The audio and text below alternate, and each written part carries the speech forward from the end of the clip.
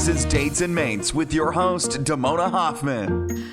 Hello, my lovers. Welcome to Dates and Mates. It's me, Damona Hoffman, your certified dating coach, and I'm here next to the one and only CEO of the Techspert app, Mr. Ray Christian, my co-host. Hello.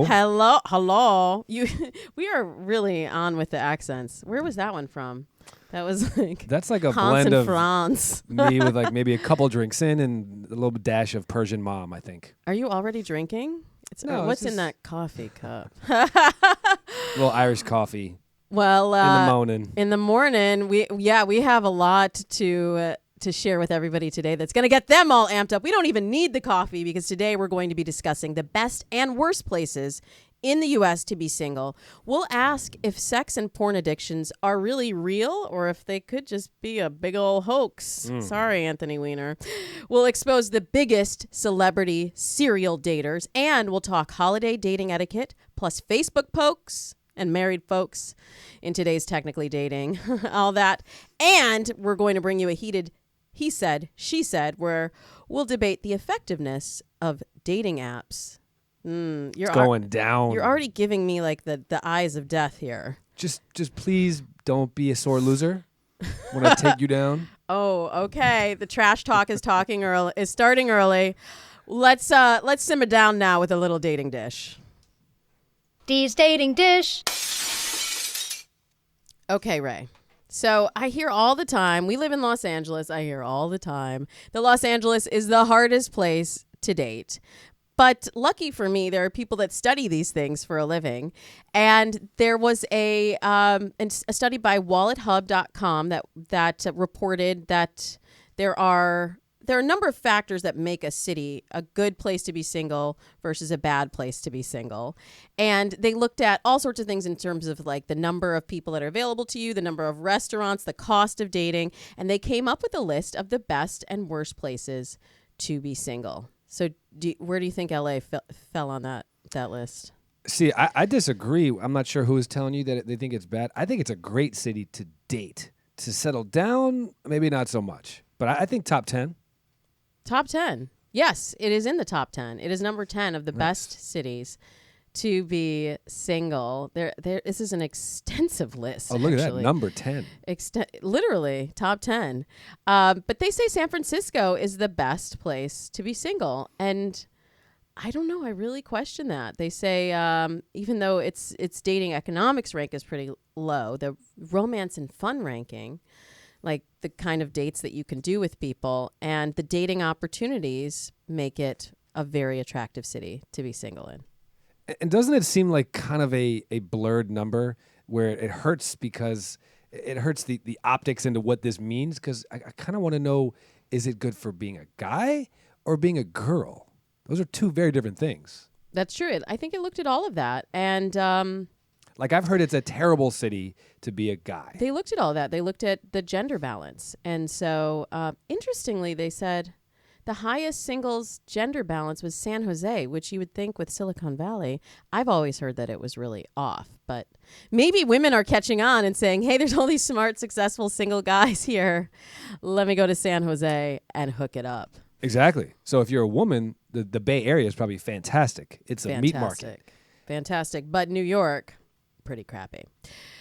Okay, this may be pretty crappy news for sex and porn addicts. Speaking of crappy news. Speaking of crappy news, the American Association of Sexuality Educators, Counselors, and Therapists, known as ASECT. My old company. ASECT. Your old company. They said that it is wrong to label sex and porn addictions as mental health disorders. They do believe it's something that needs to be treated, but they do not put it in the same category as a mental health disorder. What do you think of this? This is big news. This is the people that help folks with this saying don't put it in that same category. Like, you know, and that everyone that has a slip up like that gets caught with, you know, a prostitute or has an affair, what do? They get sent to sex addiction camp. It's like, oh, you have to go to sex rehab. But I don't know, maybe it's something that cannot be rehabilitated in that way. You know, I'd like to accuse a sect of just trying to thrust themselves into the national spotlight. But I kind of believe this. This does seem like one of those things where it became a cool idea. The first person that got caught cheating was like, you know what, it's an addiction. I can't control it, which kind of makes you, it puts you in more of like the role of the victim. It's like I'm sick, I'm bipolar, or I'm a sex addict. And we do as a society kind of conflate those things now. And you know what, if you had to put a gun to my head, I'd probably agree. I don't think this is a mental health disorder. We all want to have sex a lot, or most of us, and it's kind of a discipline issue. Can you just be happy with the amount you're getting with your wife or your husband or significant other, or not? That's the question. It's not like I'm mentally imbalanced towards sex. Right. But it is a bit of impulse control, which is something that a lot of people with mental health conditions have to deal with. The problem with this is if you agree to that, does that also affect your approach on alcoholism and drug addiction?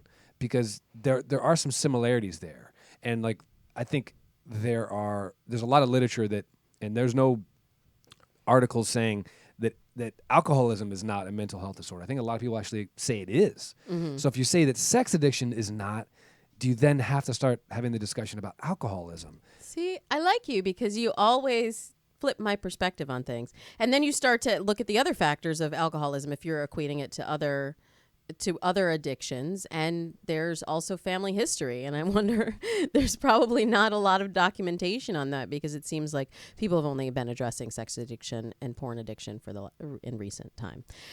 We have to move on, and we have to talk about the holidays. We're in December now, and so many people have been asking me, how do you avoid a holiday breakup during breakup season? It's really what this is called. I know it's cuffing season, but it's also breakup season. How is that? How is it breakup and cuffing season?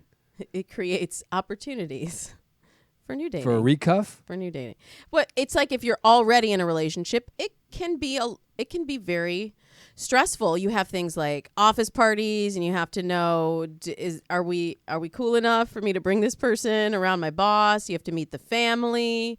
You have to buy gifts and think, what does this mean if I give this, if I give her jewelry but not a ring, is that misleading? A lot of variables. There's a lot of variables, and it's very stressful for a lot of folks, and for some, they just tap out right now. Fox 6 Now reported they have a lot of great tips on how to survive this holiday season, and how to survive it single as well, because it is also stressful dealing with all those things if you're not coupled up, if you haven't cuffed. Wait, so the article is basically saying how not to get dumped during the Christmas season? Is that the gist of it? How to survive it single. Oh, survive it single. Mm-hmm. Okay. Yeah, and I deal with this all. In fact, I'm doing Facebook Live for PBS, for Rewire, on Tuesday on Facebook. And we'll be talking about this very thing and how to deal with meeting the parents if you know that they're not going to approve of your significant other. So the holidays are just mired with issues when it comes to relationships and dating. We'll be talking about that again later this month. But I do want to get to our last story because this one is my favorite. The things that people study. A new study reported that there is a new queen of the biggest celebrity serial dater. This means someone who goes from person to person to person. Who do you think it might be? It's got to be T Swizzle. I knew you were going to say that because we talk about her all the time. And the Curse of Joe Jonas. It's not T Swizzle. It's not Joe Jonas. It's actually Katy Perry. And this really comprehensive website, pokies.net.au. The venerable pokies.net. I'm serious. You have to check out the Celebrity Dating Universe. Just Google Celebrity Dating Universe or go to Pokies, because they actually have created this interactive infographic where you can go to Katy Perry and you can see all of the people that she's dated. Oh, you're being and serious? She's been 100% serious. Interesting. And all the people she's been connected to, and then it will connect the people she's been connected to other people that they're connected to, and you can see how basically everyone is 6 degrees of sexpiration in the entertainment industry. It's really fascinating, and somebody spent way too much time on it. But the top 3: Katy Perry, Justin Bieber. I like how you assumed it was a woman. Did you assume it was a woman? You didn't even think of Biebs I would think being the in top there. 5 would all be women. Yeah, that is kind of surprising. Biebs is up there, and T-Swizzle, Taylor Swift, number 3. Katy Perry, who is she? So John Mayer, and You want me to pull up the she's like probably top 5 for me. Celebrity crush. John Mayer? Okay, obviously Russell Brand, Orlando Bloom. Yeah, that's who she's currently dating. You got just go get lost in the universe because it's very comprehensive. I wonder if they do it based off of like the amount of time that they're single. So if you're only single for 5 days between relationships, that qualifies as like you're a serial dater. It looked at the number of rumored hookups and relationships, whirlwind marriages, all of it, and she has the most connections. So there. I'd believe the Biebs. He's supposed to have hooked up with 3 Kardashians. Oh Lord. There was some multiple Jonas action going there. Go check it out. And by the way, while you're on the interwebs, make sure you also check out our iTunes reviews. We have a fun review. You were a little bit butthurt last week about the last review, but I was. I have a new one for you. Kimberly says, I love Damona and Ray. They give a dynamic flair that is fun and give great advice. We want to hear what you think as well. So leave us a review on iTunes, iHeart Radio, Stitcher, whatever platform you listen to, so we can keep making more dates and mates and healing more hearts. We're going to take a quick break. When we come back, we'll have Technically Dating. Did you ever look at the stains in your coffee cup and then realize that's exactly what happens to your teeth? Paraswabs is the 5-minute solution to get your teeth white without visiting the dentist. This is John Greenhut, the CEO of Paraswabs. And if your teeth are stained from coffee, tea, or smoking, all it takes is 5 minutes with Paraswabs. In 5 minutes, you'll see an average of 2 shades whiter teeth, and in 7 days, 6 shades. It's clinically proven to whiten natural teeth as well as caps and veneers. The secret is a tooth detergent that lifts stains off of your teeth. Best of all, there's no messy strips or trays that you have to leave in your mouth for an hour. Just swab your teeth for 5 minutes and you're done. To try Paraswabs risk-free, call 1-800-943-5913. That's 1-800-943-5913. I guarantee your bright white smile will have your friends, family, and coworkers talking about how great you look. Try it risk-free today. 1-800-943-5913. That's 1-800-943-5913. Welcome back to Dates and Mates. It's me, Damona Hoffman, still sitting here next to my co-host, the CEO of the Techspert app, Mr. Ray Christian. What's up? What's up on the Techspert app? We're with Technically Dating. We always take the top, the trending, the most provocative questions that people post and get crowdsourced advice. So now we bring them here to you so we can dissect them and give you the Dates and Mates spin on it. Let's do it. Technically Dating. We're bringing the heat today. Oh my God, you're coming out strong with this first one. The I'm fastball ready is for it. popping. All Okay. right, this is a good one. I'm already like holding my head. We're not easing you into it. All right, number 1. No. From a young lady who's 18. She says, Damona, where is a good place to have sex in public? Ray, I have to tell you, I am the wrong person to answer this question. I saw that question pop up and I was like, I'm not at all qualified because I've never done that. What? Never. What? I'm Not once? I'm a lady in the streets, okay? And never what about once. the second part of that phrase? I'm a lady in the streets. And My a mother might be freaking, listening. Okay. Yeah. Okay. Well, What's up, Queen? You fill in the rest of that sentence however you want to. You've never had any sex where you could get caught potentially? No. Not like actual intercourse, no. So where do you think the best place is? I see what you did there. You tell Okay. me. Let's see. So I would say I'll rattle off a few. Number 1, the Mile High Club. It's just logistically, it's not that enjoyable. But once you're a card-carrying member of the Mile High Club, it's kind of a nice little feather in the cap. Okay. I would say in the car, on the beach, in a dressing room of a department store. Nope, I'm going to stop you with the beach. It's too sandy. That's why you get a blanket. No, the sand gets on the blanket. It's very uncomfortable. Okay. On a hike in the woods, it's kind of fun. Okay. One of my favorites was when I was dating my girlfriend, we went to a big house party and we went into the bathroom, left the door unlocked, went into the shower, pulled the curtain, and we proceeded to have some fun while people would walk in the bathroom and out And not realize. we were in there. I think you can get arrested for that, actually. Look, Because what sometimes- if they thought that you were spying on them? That's creepy, sometimes Ray. you gotta live a little. All right, I number guess two. I don't know what she means by a good place. A place that is really exciting, or a place where you might not get caught. I don't know. I think you should experiment with your hubby. I've thought about it. Try some things out. Shall we move on? Please. So we have a question from a young lady, 24. She says, is it a bad sign that a guy might not be into me if he has gone in depth about 2 girls in his past? The first, who he lost his virginity to and everything they went through. She was older and married. And then wow. about Mrs. another girl that it Robinson. didn't end well with. I just feel like if a guy really likes you, he wouldn't be sharing that much information. And it kind of also made me not like him as much. Is that an issue? I don't think it's a bad sign, as she says. I think he's trying to prove his, what is the word, virility? He's trying to say, like, look, I'm a conquering man, and I bagged this married woman, and this is what I can do for you. We can have sex in public. It's going to be really hot. And she just needs to let him know that she's not really interested in hearing those stories. If he continues after she's kind of like, let's not talk about that. Let's make some stories of our own. See, it's all about the spin. Let's make some stories of our own. Let's not talk about those gals. And if he still does it, then maybe he's a little bit too tied to the past. But I think he's doing it to try to impress her, and he's just doing it unsuccessfully. Ray? I think this does kind of get to the crux of some actual gender dynamics in the sense of where it's like acceptable for women to talk about stuff a lot more. And men are expected to be the strong, silent type. You think so?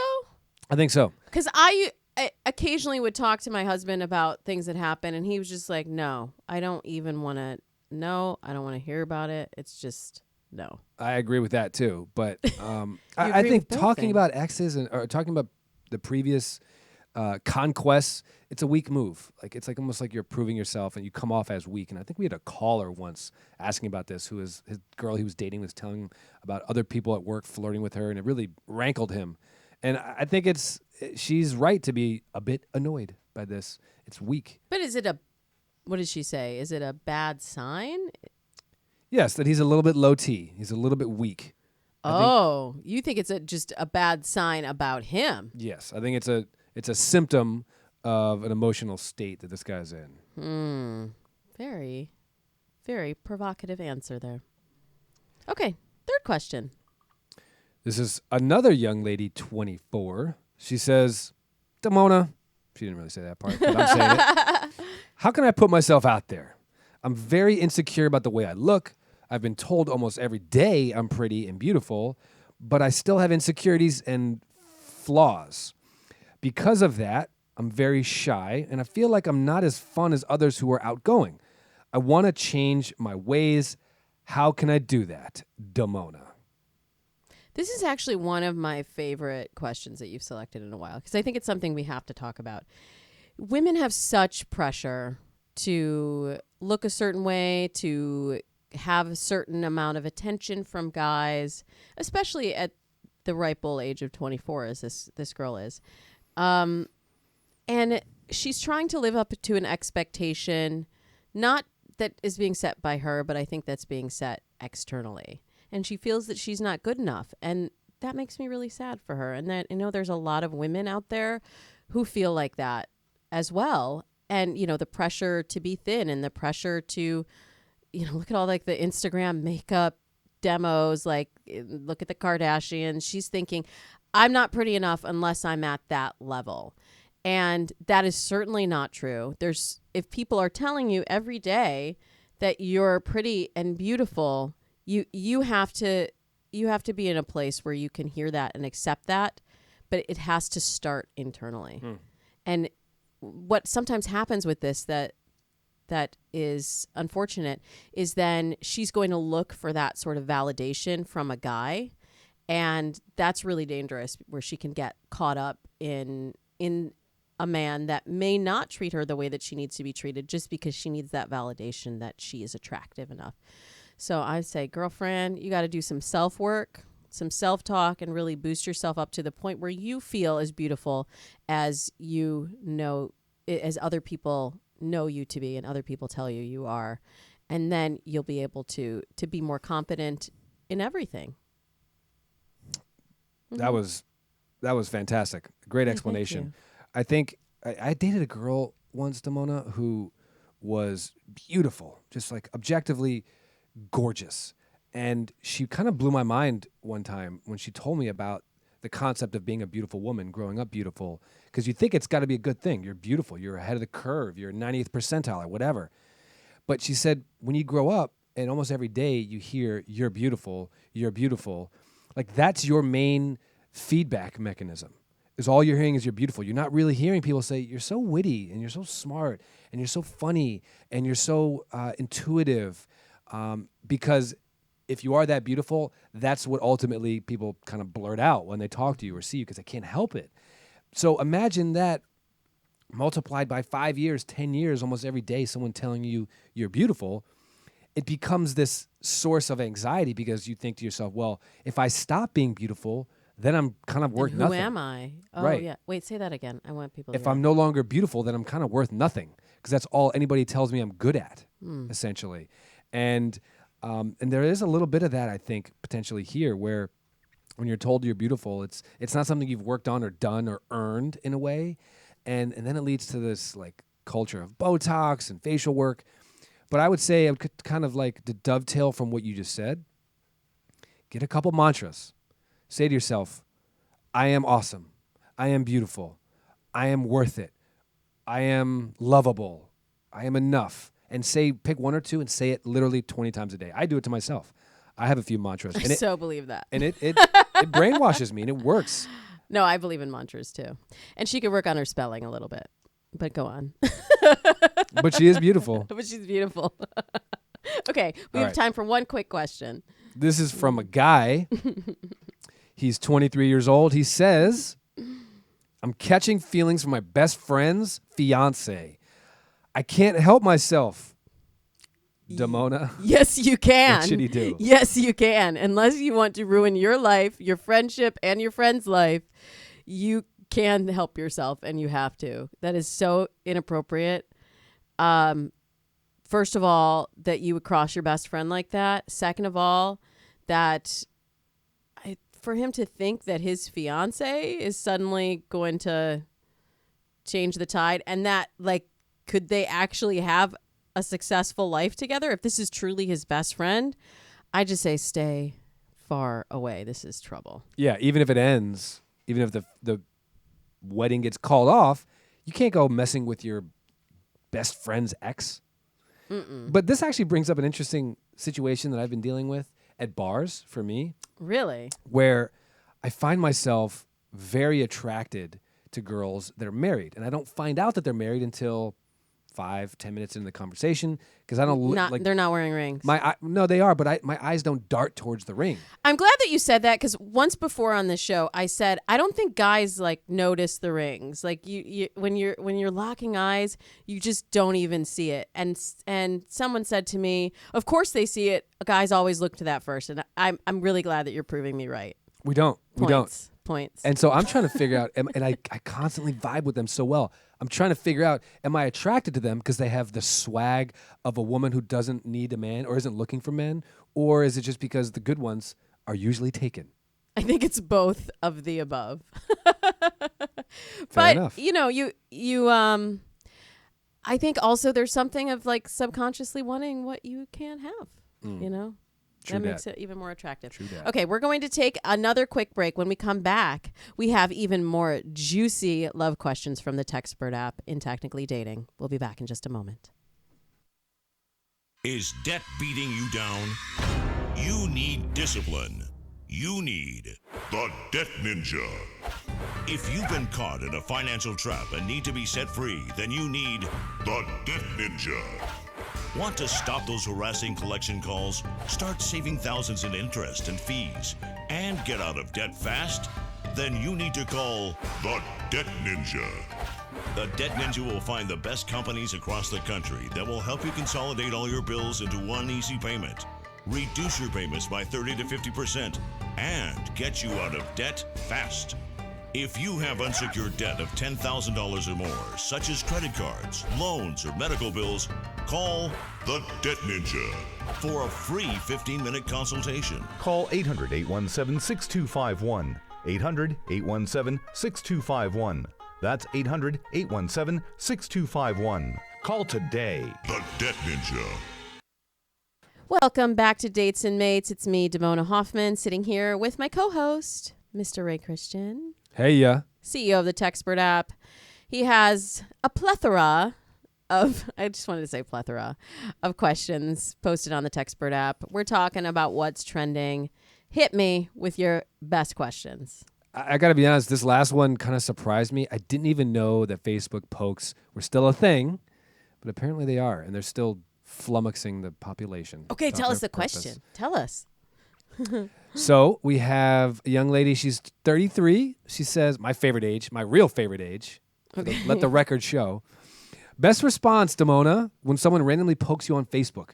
I don't even understand what the point is. One of my old coworkers poked me, and I poked her back, and then she did the same thing right back. She's pretty straightforward, so I think it's her way of getting my attention to open the door for her to ask me for whatever it is that she needs. We're cool. We mutually comment and like each other's posts and pictures. I want to say something clever, but to the point as well. Ideas? I actually didn't know Facebook poking was a thing either. Is it like sliding in the DM? Is that the equivalent? No, it's like if you're on Match.com and you wink. Okay. This is actually a very sticky situation because it's a female and she has a female coworker. She works with this lady. Old coworker. Prior coworker. Oh. Okay. If she's interested, just say, "Hey, let's poke offline." That escalated fast. Jeez. No, I was I going like to the way say, you let's meet for coffee and catch up, or a drink and catch up, or whatever, depending on how quickly you want it to escalate to offline poking. Right? Is it when it's two women? Is it a poke? I don't know if there's any poking involved if it's two women. Oh, come on, Ray. Have you heard of a strap-on? Come on. Again, escalated fast. Get into the modern world, Ray. Okay, touche. Okay. All right, I'm going to drop some knowledge here. I'd say that there's two actions when someone pokes you first or winks on Match.com or flirts on JDate, which is their little poke equivalent. You can either poke right back or ignore. If they were the first to initiate this non-word-based communication method, just poke them right back or just ignore it and let them be the one that escalates to a actual text or an email or a phone call. Okay. So she should just It's ignore not this. generally the advice that I give with online dating, but I don't recommend sending flirts or winks or pokes anyway. I kind of agree. I'm going through my head of, I think I was poked recently on Facebook, and now I'm kind of getting creeped out because I can't remember who did it. And I don't think it was someone that I mean, You I've didn't been wanna married. poke I mean, from I've been him? married since Facebook was invented. So I'm like, wait a minute. Who was poking me? Now I'm all creeped out. Let's do Fellas, another question. Stop poking Damona. I don't even know if it was a fella. I'm gonna go back into the Facebook history after this. How dare you poke me? I didn't know what that meant at the time. She was thinking about the... I'm not even going to go there, actually. Okay. All right, let's move on before this gets really inappropriate. We got a young lady. She's 21, and she says, oh, man, this is getting heavy. All right, she says, I'm married, but we are having so many issues, Damona. We have so much history, and I don't know if we can get past it. Sounds like maybe somebody crept on somebody else. I'm not sexually attracted to him, but I love him so much and don't want to hurt him. But I have in so many ways. Oh, there it is. How can I end this without hurting him anymore? I am a terrible person, and I hate myself for this. Damona. It sounds like she was the one that had the transgressions. Sounds and like she's she was feeling a little bit guilty. doing the old mess around. Yeah, but the bottom line is she's not sexually attracted to him, which may be because of something she's done, maybe because of how they've grown in different directions. Maybe it could just be that, like, sometimes people go through emotional phases where they're not interested in sex or not. I don't know what's happening hormonally with her. Wait, she's only 21? How much history could they possibly have? Oh, come on. She's 21. She's that's 21 her and reality. married? Okay. That's her reality right now. Well, my reality is if you're 21 and married and you're already having this many problems, maybe it's time to start over with a fresh slate with someone else. I think they don't have that much history, really. If she's only 21, they don't have that much history. I don't know if they have kids or anything, but I think the bottom line is she's not attracted to him, and she's going to probably keep pursuing others. That's going to continue making her feel like a terrible person that she hates, and that's not a good way to feel. You can make the argument, and maybe this is a future he said, she said about marriage, but that if you are married at 21, you're probably going to have problems. It's just so early to get married. Statistically speaking, you are. But I would say this does bring up an interesting point about, like, how do you break up with someone knowing you're going to hurt them? I don't want to hurt them. And I went through this recently, about actually a year ago to the day, where I was dating a woman that I know now exactly the personality that I want to marry. She was exquisite, amazing woman. But she was like 9 months older than me, and she wanted kids right now. And I couldn't give that to her. And I had to end it with her, knowing that it was the right thing for me and for her, even though we weren't fighting. Everything was actually incredible. But I had to take a step back and realize the situation was not going to work long term. And, like, damn, it hurt. It still hurts me a little bit. Still a part of my heart is with her. But you know what? 2 weeks ago, she got married. Are you serious? She's married. And she's actually showing. She's already, so a little bit of that shotgun marriage.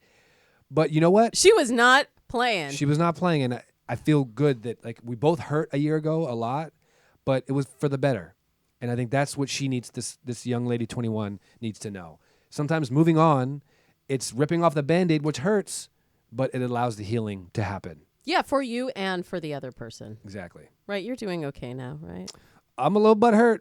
She was a doozy. All right, so We have time for a couple more. let's move on. Let's get a little more opportunistic with our Okay. question. Here's Okay. another young lady, 24. Actually, the age 24 is like, It's your favorite age. I think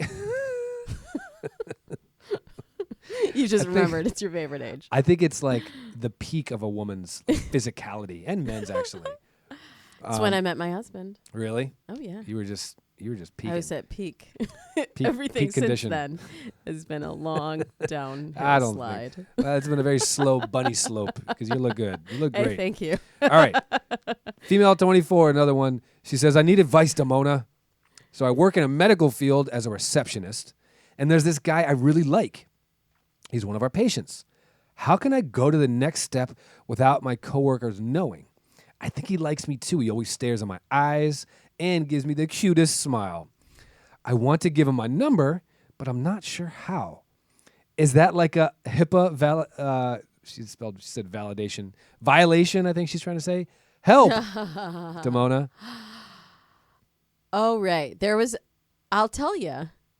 I'm so embarrassed. I can't even believe I'm telling the story, but I'm already in it now. I actually, back in the day, had a crush on an intern in one of my doctor's offices. And I actually sent him a letter to the office thanking him for all of his attentiveness and giving him my number. Damn. I told you, I was bold. Respect. Thanks. It didn't work out. But He ghosted your letter? he ghosted my letter. A letter which ghost. now I'm like, that was the right thing to do. I mean, and he wasn't permanently in that office. I don't think I would have done that if I knew that I would see him in the office continually. I still go to that doctor. But it is a little bit tricky. So if you're planning to stay at this job for a while and this guy is a patient, you cannot mess with your boss's business. And if you think there's a chance it might make him uncomfortable and not want to be a patient there, you cannot pursue that. But being the receptionist, it's quite easy for you to just drop him a little note with his bill on the way out and just say, oh, by the way, if you want any aftercare, here you go. I'd be happy to help you with that. I'm Like a big fan of like the classic handwritten note. Like a sponge bath kind of aftercare? Whatever Within he the has scope in mind. of the Whatever medical he has treatment? in mind. Yeah, of course. But like, don't go into his chart and start stalking him and calling him and friending him on Facebook and following him on Instagram, because that's creepy. So I'm a little torn on this one because I do like the concept of a woman being getting the green light to make a move, regardless of the situation, unless it's like a HIPAA violation, which is not a HIPAA violation. There's two schools of thought. One is like, if he's a man, just send him the signals and let him pick up those signals and make a move. And if he's not, then just let him go. But if it's in a situation where he's not thinking that is going to be acceptable or appropriate, I think the signals kind of get interference. I think here's what you do. If you can make a move, you can't be like, hey, let's go on a date. You don't want to do that as a woman, especially in the work setting. Maybe there's like a little side angle move that you can do, which is, hey, me and a few friends are going out to Laurel Hardware, the bar, or EPLP, the bar. You should come and bring a friend. I think that's the move. All your hangouts. That's the move. There you go. You have to be like subtle with it in this situation, I think. So I have okay, you're going to we have one last one? Okay. Maybe. So This is from a young lady, 21. She says, I just found out the guy I'm dating for 6 months has a girlfriend. Should I tell her or make him, or just have him leave me alone with the information? Damona. You should leave him alone. Does she think that? Well, I don't know what she thinks she would achieve by telling her, unless she's just she thinks it'll break them up and have him running into her arms. Like, this is not a good guy and not who you want to work. Don't meddle. Not who you Bad wanna mess karma. with. Don't meddle. Bad karma. We have some good karma coming for you after the break. A provocative he said, she said. Some things Ray and I don't agree on, and you're going to hear it right after this break. You're listening to Dates and Mates. Stick around.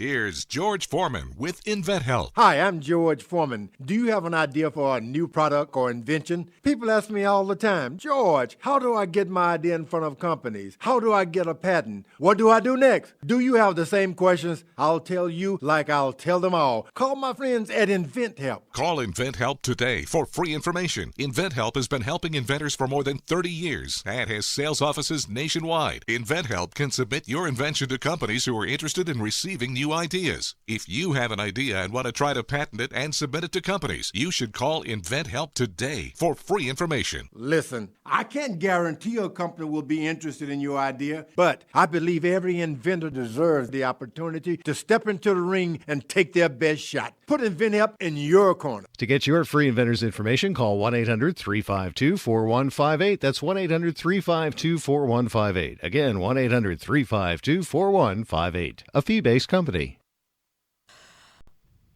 Welcome back. Dates and Mates. I'm doing the abbreviated version. Damona Hoffman, Ray Christian, producer Jay in the house. Looking live. Okay, it's Dates and Mates. We have to talk about love in the modern world. And sometimes conflicts come up between me and Ray. So we got to do a little he said, she said. I have so much trouble saying that. I want to say he sells seashells by the seashore. I've got a real bone to pick with you, Damona. Sometimes men just don't get it. You know, sometimes girls just don't understand. That's why we have he said, she said. In this corner, repping for the men, he's in his early 30s. Wait, you're in your mid-30s now. I'm holding on to my early 30s. Crossed over, and he's single and ready to mingle. Ray Christian. And in that corner, repping the ladies, She's married with 2 kids Also in her mid-30s. and holding on holding on tight to those mid-30s. Like a jaguar cat. Grasping at those mid-30s, and has been coaching singles for a dozen years. It is Damona Hoffman. Okay. The topic is one that's near and dear to my heart. You all know that I started as an online dating coach, but Ray has this thing about dating apps, and we're wondering, are dating apps a waste? Damona, just take a walk with me. Let's take a walk down this process. Here's what you do. Yes, it's super easy. You download the app. You make a very minimal profile. Next thing you know, you're swiping. It seems so easy, so efficient. And you think, love is just around the corner. It took me 2 seconds to build this website, this page. I didn't have to do an hour-long eHarmony Facebook login style. So it's going to be super easy. But I got to tell you something. This path darkens a bit. What happens is you end up swiping and swiping and swiping. Oh, you get some matches. Cool. Then you match and you match and then you message and you message. And then there's a dirty little nugget that comes out from Tinder. 99% of matches on Tinder result in nothing. Squadoosh, zip, zilch, goes nowhere. It's just a huge, big use of your time that could otherwise be spent just going outside, getting some sun, saying hello, go to a coffee shop. And that's why dating apps, Damona, are a waste. Okay, I'm Mic taking drop. notes here on everything that you've said because I have some feelings about that. Granted, I will say I think the setup process does create a low barrier for entry, which may make some people there not very serious about dating, but it creates tremendous opportunity to meet a match over other people who might not go through an eHarmony process. And here's the thing. You said you get nothing out of most of these matches, but I would consider that what you were getting may be a different result than what you were expecting, but it's not worthless. So when you are chatting and flirting with people and swiping and matching, what you're doing is actually building your flirting skills and preparing yourself for that ultimate perfect match.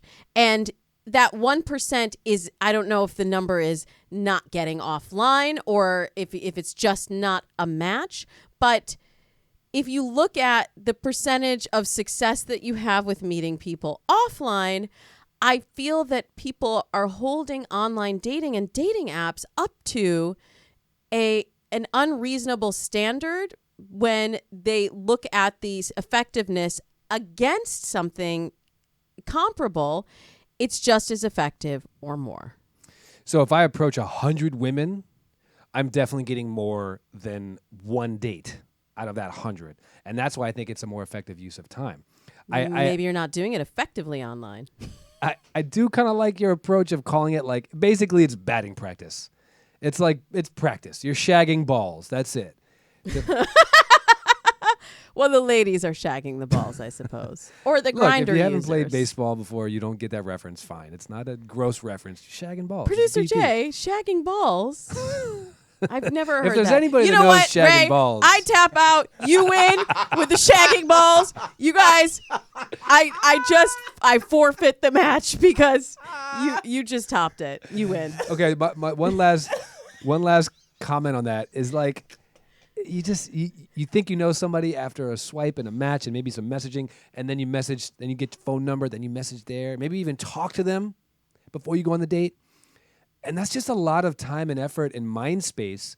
And then you get to the date, and then in 3 minutes, you realize this ain't gonna work.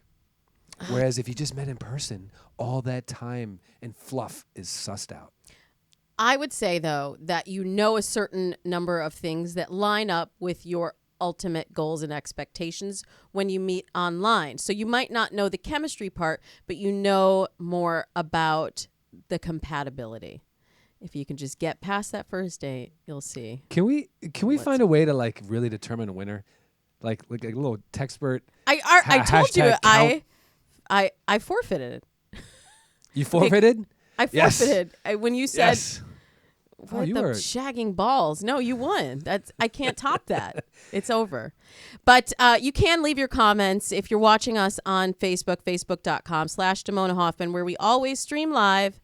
Go ahead and leave your comments there. If you liked Ray's point, if you agree that dating apps are a waste of time, you can hashtag Team He. But if you think I have a point, you think online dating does create more opportunity than you would otherwise have, hashtag Team She. You know, I know you're not a big sports gal, but I'm going to make an argument to start watching a little bit of sports. And here's why. The analogies in sports are just phenomenal. Especially with life. And especially with dating. I could do sports analogies honestly all day long. Right. If my husband, who's a big sports fan and could tell you any statistic on soccer, basketball, baseball, football, has not gotten me to watch sports up until this point, I think it's a lost cause. But I'll watch for the analogies. It's R&D. All right. Let's cap off the show with a little dating ...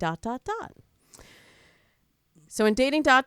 Ray's going to give the beginning of a phrase dealing with dating and relationships, and then we're going to finish it with the first thing that comes to mind. I swear I've not looked at these. I don't know what's going to come out of my mouth. It's good to know you prepared for this.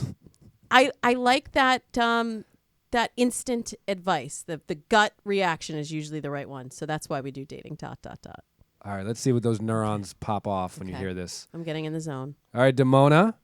After a breakup, seeing your ex do well should make you feel ... Angry and vindictive. I mean happy for them. I meant happy for them. Well, which one is it? Angry and vindictive. I think that is like the prevailing theme right now. What's cool and all the memes. It's like it's cool to hate your ex. I don't really get it. Can we just be real though for a second? I mean, how do you really feel? You're supposed to be like, "Oh, I'm so happy for them," but I mean, how do people really feel? Really, I'll tell you. After a breakup, Damona, seeing your ex do well should make you feel content. Why content? Because why wish them ill? Doesn't mean you have to be like happy about it. I mean, unless they did you raw and they did some dirt on you, like unless they really screwed you over, you should wish them well. That was a big part of your life. You guys were so compatible. You spent months and months or even years together. Wish them well. It's good karma. Such a good person, Ray. All right, number 2. You should feel weird about not being invited to meet your significant other's family during the holidays after you've been dating for ... 10 months. You should feel weird about not being invited to meet your significant other's family. I'm just going to say During 6 the months. holiday. Okay, 6 months. 6 months. Yeah, I thought 6 months. 6 months, it's such a standard marker in relationships. So I said 10 months is like the outside number, where I think between 6 and 10, it's questionable, but 10, that's when you can actually be mad about it. And even if you're going to say no to the invite, like give me the invite. Let me say no to it. I want to reject it, but just at least give me the option. I will say though, when I was with my now husband for Thanksgiving with his family one year, and they were all we'd been dating, I think a year and a half, and they were taking family pictures. I felt really weird. They're like, "Go stand on the stairs," and I was like, "I don't know. We haven't had that conversation. We haven't had the standing on the stairs conversation yet." Okay, a couple more. All right, if you're going to remind yourself of one thing before a first date, that reminder, Damona, dating expert, should be ... That you're awesome and beautiful, and they should be so lucky. If you're going to remind yourself one thing before a first date, that reminder should be ... Have fun. Oh, yeah, that's what I meant to say. That's a good one. Let's do one more. You can consider sex without a condom after ... Your tubes are tied, and you know that you're exclusive. Tubes tied. You can consider sex without a condom after a month of sexual relations with that person. Okay. Well, I've been thought-provoked. I hope you have too at home. Thank you, Ray, for all of the amazing questions from the Techspert app. You can download it for free, and you can come over to Download it for free on iTunes Techspert app. In Please case do. I was not clear about that. And come to DamonaHoffman.com or datesandmates.com and take the free quiz. Follow me on Twitter at Damona Hoffman. Ray's on Instagram at RayChristian_LA. Don't forget to leave us a review, and we'll see you next week. Happy dating.